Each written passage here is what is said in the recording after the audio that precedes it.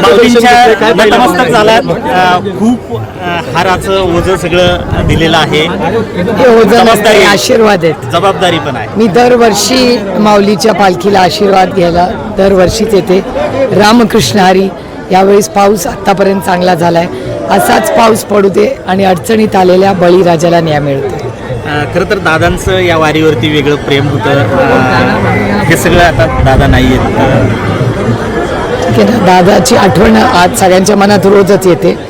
पण दरवर्षी मी स्वतः दोन्ही पालख्या चालते आणि पांडुरंगा चरणी फक्त महाराष्ट्र आणि भारतात सुख समृद्धी आणि शांती उदय एवढीच प्रार्थना करते.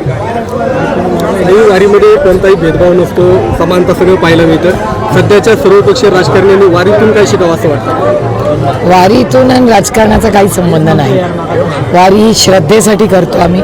राजकारण एकतरफ आणि आमची श्रद्धा ही पांडुरंगाची श्रद्धा आहे, त्याचा आणि आमच्या राजकारणाचा काही संबंध नाही. ताई, विनायक राऊतांच्या मला याची काय माहिती नाही. मी आज पांडुरंगाचं दर्शन आणि आज रामकृष्ण हरी, आज सासवडमध्ये आपली पालखी आली आहे, याचं सगळ्याचं नियोजन व्यवस्थित झालं आहे का नाही, प्रशासनाचे पोलीस यंत्रणेचे मी मनपूर्वक आभार मानते की दरवर्षीप्रमाणे अतिशय चांगलं इथे नियोजन झालं आहे. पण हे असताना महाराष्ट्र आणि भारत सरकारला एवढीच विनंती करते की पालखी महामार्गाचा दिवे घाटाचा जे काम प्रलंबित राहिले हात जोडून विनंती करते की ते लवकर पूर्ण करा.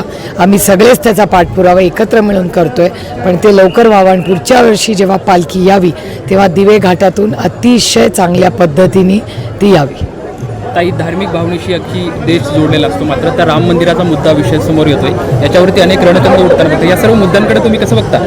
प्रचंड वेदनेने उज्जैन ते अयोध्या हे आमची सगळेच आमच्या श्रद्धेची स्थान आहेत आणि श्रद्धेच्या स्थानी भ्रष्टाचाराचे व्हिडिओज हे तुम्हीच तुमच्या चॅनलवर आम्हाला दाखवले.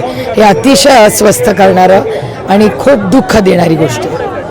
तरी मगाशी एक वारकरी बोलताना म्हणाले की आम्ही शेतकरीच जास्त आहोत या वारीमध्ये मोठ्या संख्येने आणि त्या समस्येबद्दल काय विचार केला जातो सरकारकडून, तर त्या संदर्भात विरोधी पक्षाची काय भूमिका?